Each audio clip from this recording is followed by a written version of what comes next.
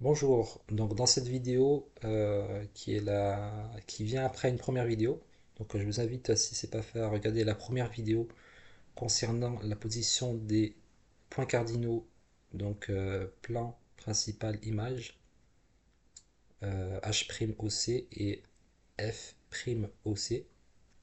foyer image de l'oculaire. Ici on va faire la même, enfin, une autre construction avec un raisonnement un peu inverse, avec les deux autres points cardinaux restants qui sont HOC, plan principal objet de l'oculaire, et FOC, foyer objet de l'oculaire.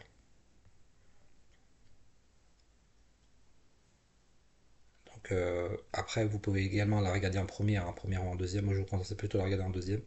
Mais bon, c'est pas une obligation. Donc du coup, c'est un peu le même raisonnement qu'au départ précédemment, hein. Donc l'échelle ici est de 1. J'ai fait une échelle, j'ai pas respecté l'échelle à fond, hein. Bah, après, l'échelle peut être différente. D'habitude, on vous donne plutôt en examen déjà les lentilles qui sont déjà placées. Ici, on part de rien. D'accord. Bon, on fait comme si on partait de rien. Donc, on a l'axe optique ici. On a les lentilles ici. Donc, c'est les mêmes données c'est le même exercice, hein. Donc, du coup, c'est les mêmes distances. Moi, je vous conseille plutôt de les faire sur un schéma séparé. On peut également les faire sur un même schéma, mais dans un premier temps, il faut s'entraîner à les faire sur un schéma de schémas séparés. Donc L1 et L2 ils sont ici placés à 28 mm l'un de l'autre, l'une de l'autre. Ensuite on a les foyers, bah, c'est les mêmes lentilles, donc ça va être les mêmes distances concernant les foyers. On a toujours 37 mm pour f'1, la distance entre O et f'1. Donc on voit qu'il est virtuel dans ce cas-là. Et f1 c'est la même chose, hein, donc c'est la même distance entre O et f'1, donc moins 37 mm.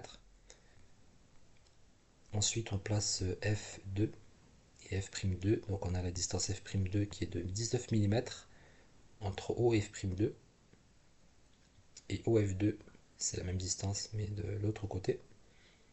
Donc on remarque on est situé entre les deux. F'1 semble être situé au milieu des deux.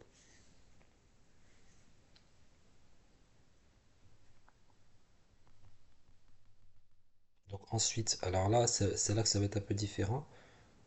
Donc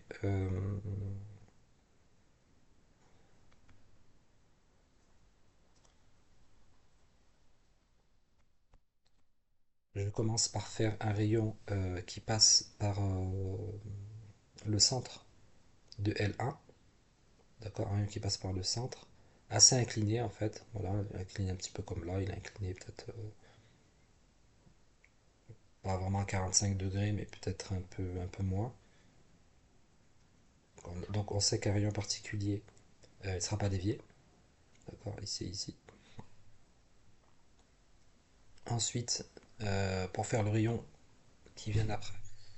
Donc, sachant que le rayon est ici, en fait, donc là j'ai un rayon quelconque qui va venir ici. Donc là je ne sais pas trop comment il va sortir, mais je peux faire la parallèle à ce rayon-là. Parce que tous les rayons, je peux construire n'importe quel parallèle à ce rayon, en fait. À partir d'un moment où un seul rayon arrive ici, en fait, toutes les parallèles, je peux faire n'importe quel parallèle. Mais celle qui passe par F2 est intéressante. On va voir justement. Donc je fais un rayon qui est parallèle et qui passe par F2. Parce que là je vais construire un rayon en particulier. Donc du coup, bah, le rayon qui passe par F2, bah, il va ressortir parallèle à l'axe optique. D'accord, le rayon qui passe par F2 ressort parallèle ici, ici. Donc là j'ai construit mon rayon émergent.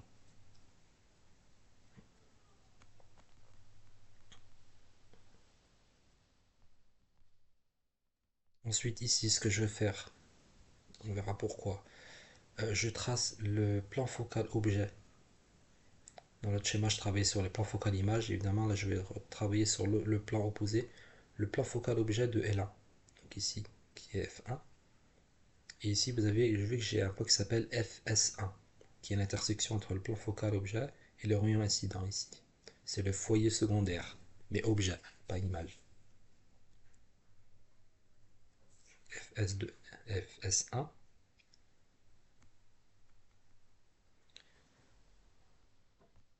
Ensuite, alors pour obtenir, vous avez vu le rayon ici, il est apparu. La définition de ça, c'est que quand c'est le foyer objet, secondaire objet, un rayon qui est tous les rayons qui passent par le foyer secondaire objet ressort parallèle. On a, parallèle. Donc c'est le contraire du foyer secondaire image. Les rayons qui sont parallèles ressortent sur le foyer secondaire image et inversement, les rayons qui passent par le foyer secondaire objet ressortent parallèle. Donc je redis, tous les rayons qui passent par le foyer secondaire objet, donc celui-là ressortent parallèles entre eux. Donc là c'est le raisonnement contraire parce que là je sais que ça ressort parallèle, donc ça passe par le foyer secondaire objet. Donc tous les rayons qui passent par le foyer secondaire objet ressortent parallèles.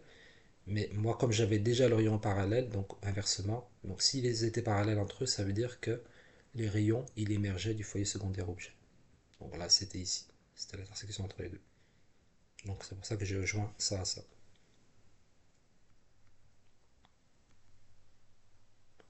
Ensuite, ici, eh ben, pour trouver ce que j'ai fait en orange, là, je vais appliquer le même raisonnement que j'avais fait précédemment sur le système centré.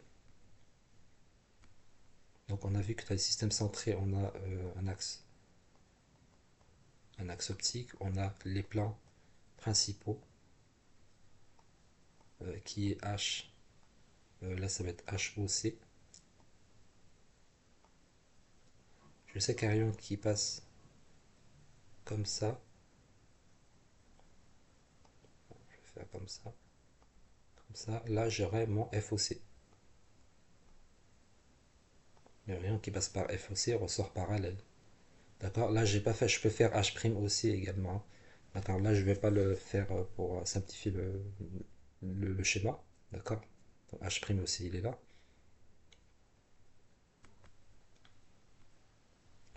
Donc, j'ai ce rayon, j'ai FOC, en fait, j'ai ça, en fait. Donc, en fait, le but, c'est de trouver FOC. Donc, pour trouver FOC, ben, en fait, c'est le rayon incident au système, hein, système oculaire, en fait.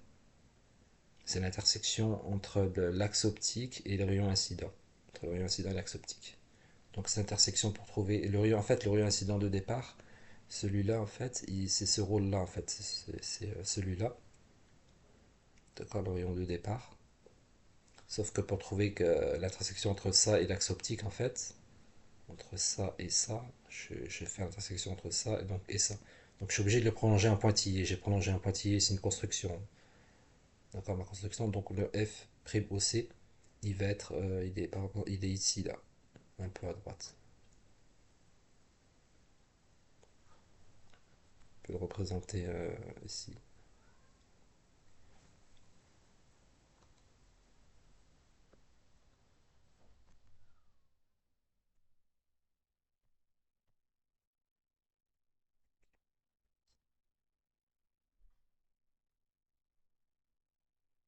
Il est bien ici.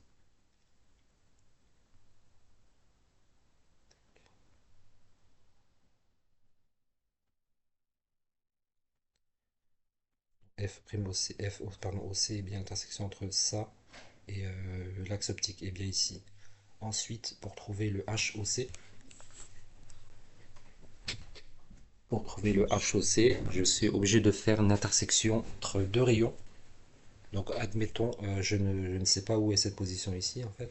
Donc, l'intersection HOC, c'est l'intersection entre le rayon incident et le rayon émergent. On voit que l'intersection entre ce rayon-là et ce rayon-là, ça va donner ce point-là. Et dès que j'ai ce point-là, en fait, je fais le plan qui passe par perpendiculaire à l'axe optique. Pour trouver HOC. Donc, pour le trouver, je fais l'intersection entre le rayon incident qui est ici et le rayon émergent. Donc le rayon émergent, c'est le rayon qui sortait. C'était celui-là. Donc ça, je l'ai repassé en orange, hein. J'ai juste repassé en couleur pour mettre en valeur. Donc l'intersection entre ça et ça, eh ben, il est ici. Donc mon plan, il va être ici. Le plan principal objet. Donc là, on remarque, là, c'est un peu une coïncidence, hein. Il va passer par F'. Il aurait pu passer à côté, et là on va dire que c'est une coïncidence. D'accord, un frima, il n'est pas lié avec ça, donc du coup, on fait pas attention à ce point-là. Donc du coup, ça va donner ça. Donc l'intersection entre les deux donne bien le plan principal objet, ici, qui s'appelle H aussi, plan principal objet de l'oculaire. On peut reprendre également les points principaux objets, le plan principal objet, le point principal objet également ici, si on met pas les crochets. Donc voilà, cette vidéo est terminée. Je vous remercie et à bientôt.